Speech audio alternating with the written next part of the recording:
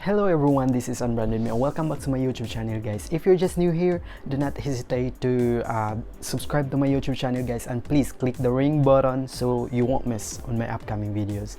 In today's vlog, guys, I'm just going to introduce you the things that I am using for my vlogs.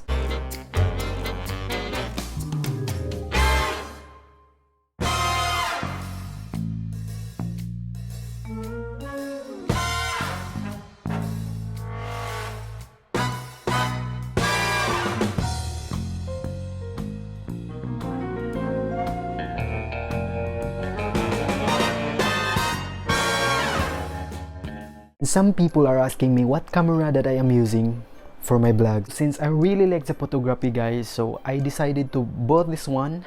I am not a pro, but this camera is the pro. So now, guys, is papakita ko po sa inyo kung ano yung mga bagay na ginagamit ko po sa aking pagbablog sa pagpipicture or pag-shoot ng videos.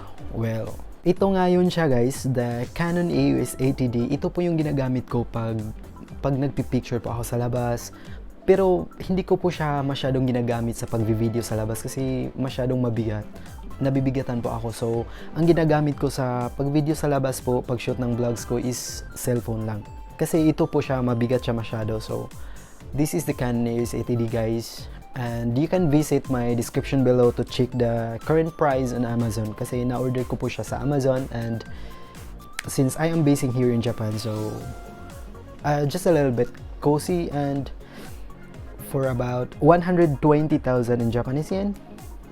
So you can visit, guys, para ma-check niyo kung yung current price po niya. And actually, guys, maganda po siyang camera. I don't have any idea about this camera, but based on my research, guys, it has a 24 megapixels, and this is a pro camera, guys. I am not a pro, so ito lang po yung pro. Ano po yung nagustuhan ko about this camera, guys, is it has 24 megapixels and the ISO is 100 up to 16,000 ISO, so that is expandable to 25,600. Nagustuhan ko is touchscreen po siya, so maganda po siya kasi mas mabilis lang.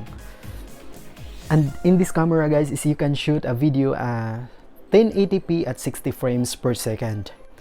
Pero ang partner ko po nito sa lens po niya is ito po siyang 55mm to 250mm. Well, I have three lenses, guys, which is the 18mm to 55mm. This is the 18mm up to 55mm lens, guys. So minsan po ito yung ginagamit ko kapag malapitan lang po ako nagpipicture, but this is my favorite. And also, guys, is meron din po akong itong Tamron. This is the 70mm up to 300mm. So maganda po siyang gamitin when you are shooting sa moon, something like that, yung pangmalayuan na shoots. So maganda po siya. Pero mostly ang ginagamit ko po is hindi naman po ako nagpipicture ng gaano kalayuan. So ang mostly ginagamit ko talaga is ito po siyang 55 to 250mm, which is good enough. So in this camera, guys, ang battery po niya is meron po akong dalawang battery nito. So kapag nag-shoot ako sa labas is kapag nalubat po yung isa is meron pa akong reserve. Ang battery naman is nagcha-charge siya 2 to 3 hours bago mag-full. And mga 6 hours mo siyang magagamit. So medyo matagal po siyang malubat. So napakaganda po niyang gamitin. Sa loob ng bahay, kapag dito po ako nagbablog is ito po minsan yung ginagamit ko. And minsan ang cellphone. So sa labas po is cellphone yung ginagamit ko, and together with my stabilizer, which is from DJI, the Osmo Mobile 3, and papakita ko sa inyo. At ito po yun, guys, the Osmo Mobile 3, the stabilizer from DJI. So you can check the description below, guys. Nabili ko po siya sa Amazon for about 8,000 for Philippine money, or this is 15,000 in Japanese yen. Check the description below, guys, to see the current price. And ganito lang po siya. And since I purchased the new iPhone 11 Pro here, guys, so try po natin siyang isasag dito. So all you have to do is to hold this one. You have to hold this and put your phone here, just like this. Now there you go. And the power button, guys, is ito po yung letter M, and i-hold nyo lang po siya. and now it's moving. Guys, napakaganda po nitong gamitin kasi every time you have to move, your phone is still naka-portrait po siya. If you have to switch to landscape, you have to you have to push the letter M, the button letter M twice. And you can adjust the settings guys kung paano niyo siya gamitin. So this is the controller guys, so how you will tell to your phone in order of what you want. Okay, ganito lang po siyang gamitin. So actually guys, napakaganda is you have to download the application from DJI guys para magamit po siya at ma-connect mo siya kasi naka-connect po siya sa Bluetooth. And this one guys is you have to press twice para po babalik siya doon sa mismong position niya. So kung saan mo gusto, the zoom in, here is the zoom. Kung naka-video ka or something, kung meron kang ginawa, pang zoom in mo siya or zoom out. Okay, it's pretty nice guys, you know, and you have to just like this para po hindi po malikot yung videos mo. Para po siya hindi malikot. And minsan guys, nag-shoot akong videos like this one. Ginaganon po ko po yung camera ko, something like this. And if you're wondering guys kung ano yung ginagamit ko sa camera right now to shoot this video is I am using my old iPhone 10. So ito po yung bago, the iPhone 11 Pro, and I got the max version here.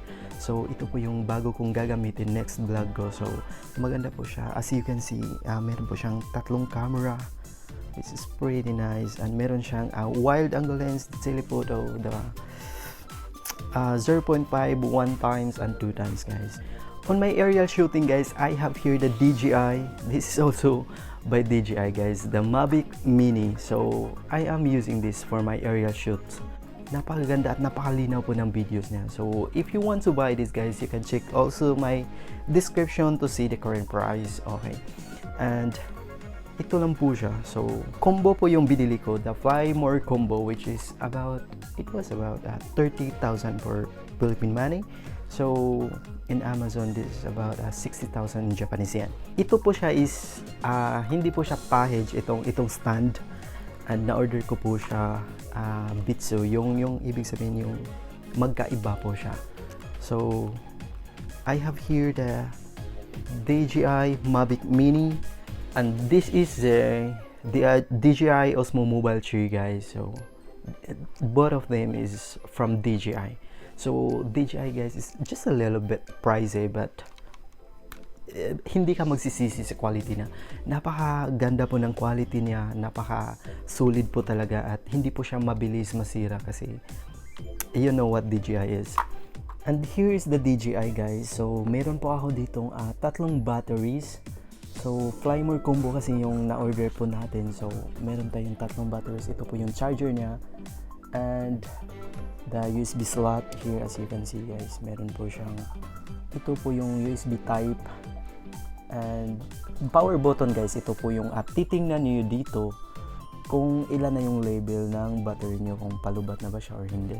And umiilaw po siya, meaning nag-blink po siya, meaning 3 bars na lang po siya, hindi na po siya. Kasi kapag naka full bar po yan is naka light on po yung 4 na dot. So ito po yung batteries natin, and ito po yung controller po natin guys.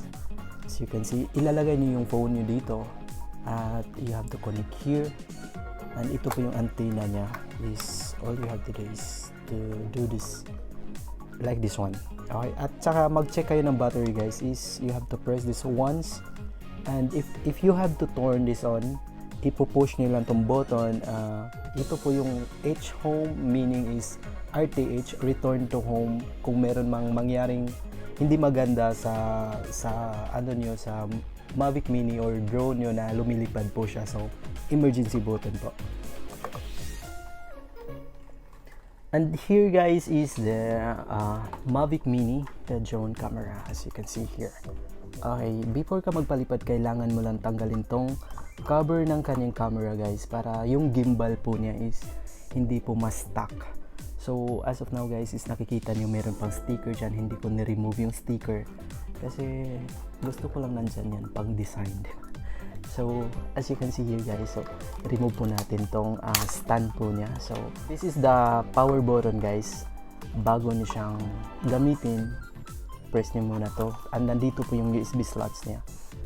Yung ginagamit ko dito na memory card guys is naka 256 gigabytes po siya para po matagal po siyang mapuno. So here is the battery slot. As you can see here, nakikita niyo yung mga ano niya nasa loob po. And ito lang po yung mga ginagamit ko guys.